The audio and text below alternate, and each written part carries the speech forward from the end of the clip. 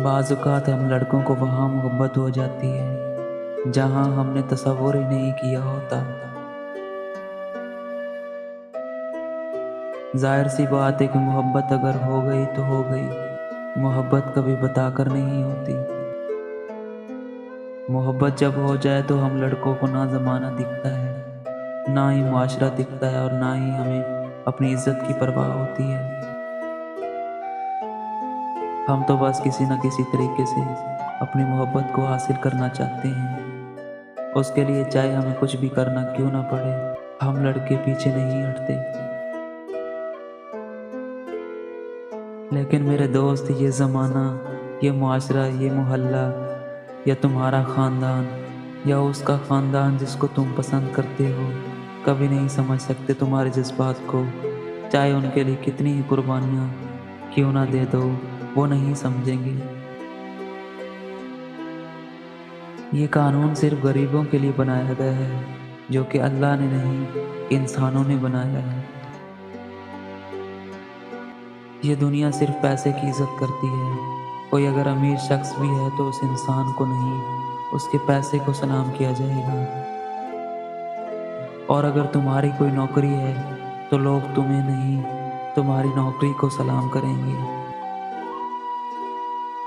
आज का दौर बहुत उल्टा चल रहा है।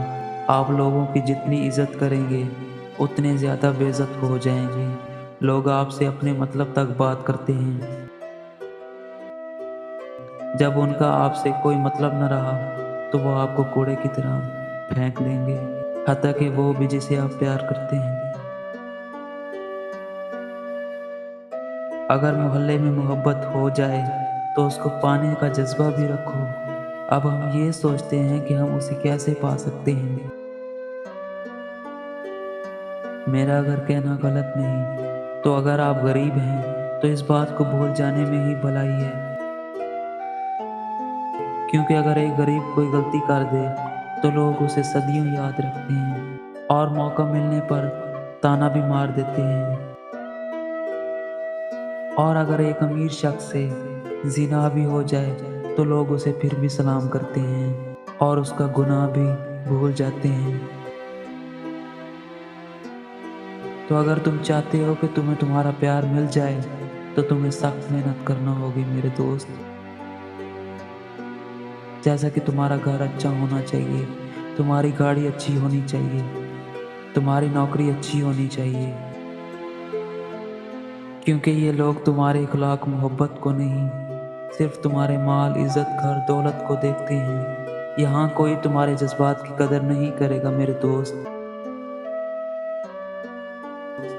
जब आपके पास ये सब कुछ होगा तो आपको सिर्फ एक बार जाना पड़ेगा, दूसरी बार वो खुद आपको रिश्ते के लिए बुलाएंगे।